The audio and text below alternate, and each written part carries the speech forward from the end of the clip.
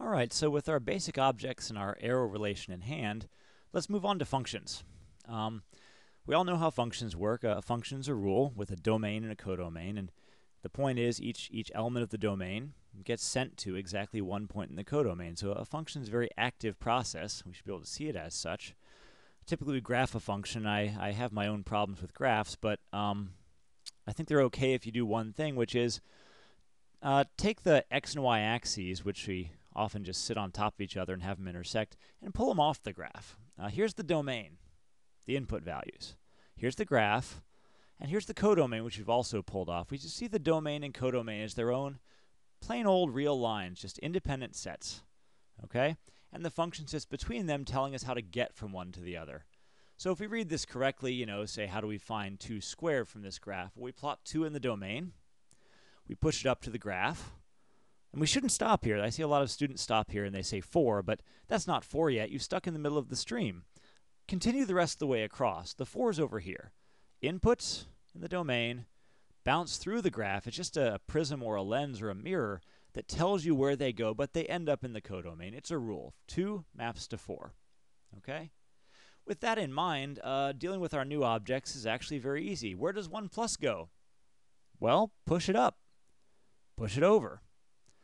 Don't forget that 1 plus squeezes, so if we animate this, we actually see what happens when you square 1 plus, if I zoom in a bit. If you turn your head 90 degrees to the left, which you have to see this vertical codomain correctly, you should see a very clearly recognizable object. That looks like 1 plus. And in fact, 1 plus squared fits that model of 1 plus. So what we get is a very functorial situation here. We not only have our objects, but functions operate on them. If you toss one in, another one comes out. Now, what comes out may not be quite as simple as what went in, and it may not even be one of our basic models, but the question is, what does it fit into? Which model does it fit? Okay? Coming back to this function, an important point should be made. It's not just the convergent guys that you can do this with. What's infinity squared, or what's plus minus infinity squared?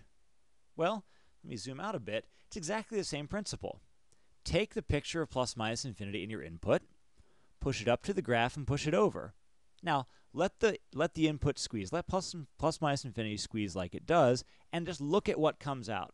I think students have very little problem with this when they actually think about this correctly. What happens when you square plus minus infinity? Well, that's exactly the picture of plus infinity. I mean, more or less, a different speed. Okay? It fits that model of plus infinity. That's plus minus infinity squared. So we can not only let functions operate on numbers, as usual, nothing changes, or these convergent models, they can operate on anything. Infinity, minus infinity, plus minus infinity, 2 plus, 1 minus, all of these things make sense, and you can see and sort of intuitively feel what's going on with these. Pushing through some functions here, not so much there. Reciprocation.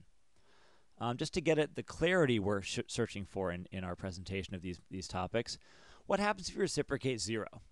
Well, it's apparent from the graph. You try and push to the graph, but it goes off to nowhere because there's no point there.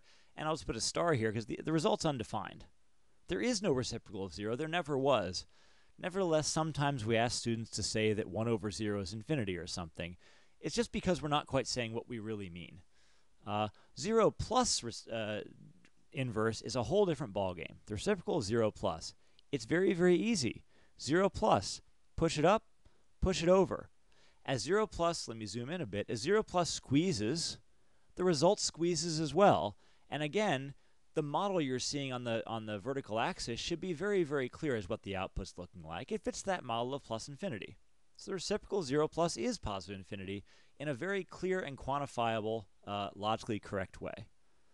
By the same token, the reciprocal of infinity, which isn't a number, but that's fine, none of these are numbers. Push it up, push it over. Zoom in a bit if you like. Let it squeeze.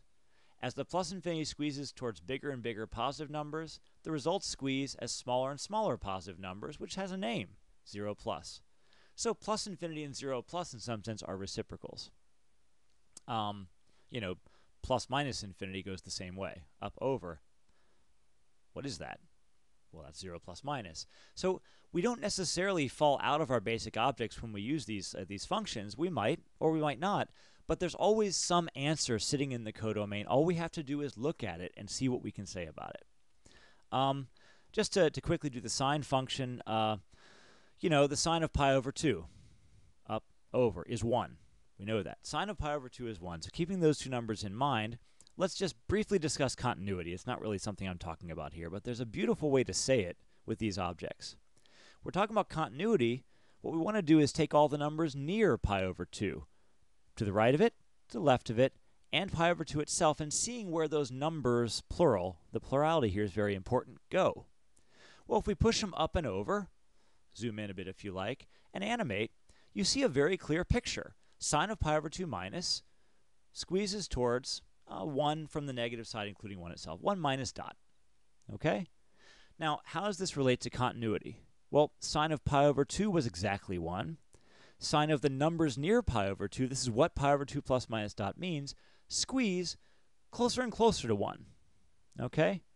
Now notice this says they fit into 1 minus dot, but of course 1 minus dot fits into 1 plus minus dot. They also fit into 1 plus minus dot.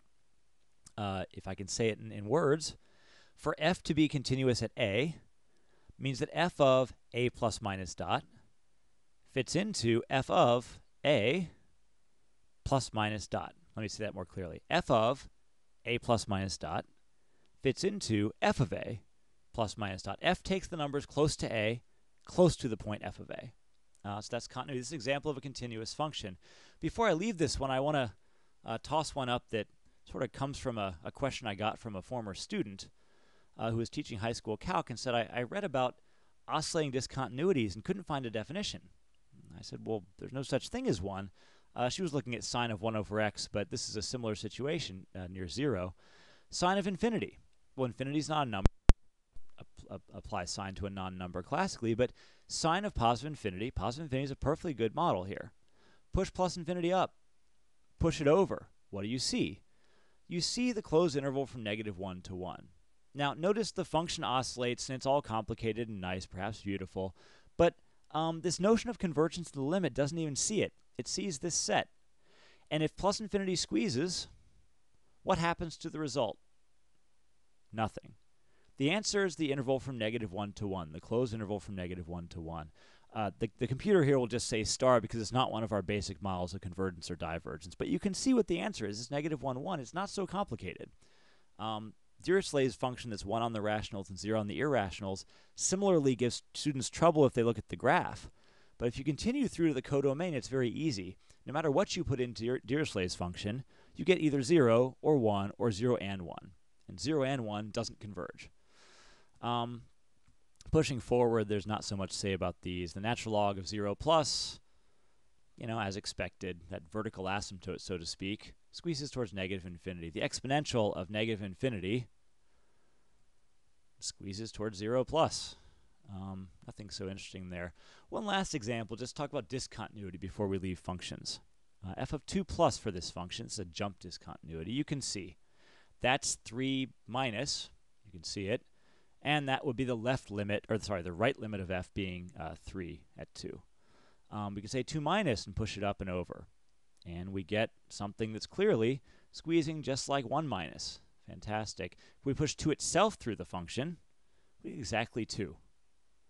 So what happens if we say push 2 plus minus dot through this function? We're posing the question, is f continuous at 2? If this squeezes towards a number, the function is continuous. If it doesn't, it's not. Well, what happens? Even in the cases where things are complicated or not basic objects, the answer is still some clear object that we can look at. So look at the result.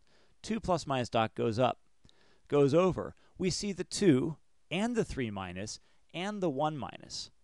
Does the result squeeze towards one number?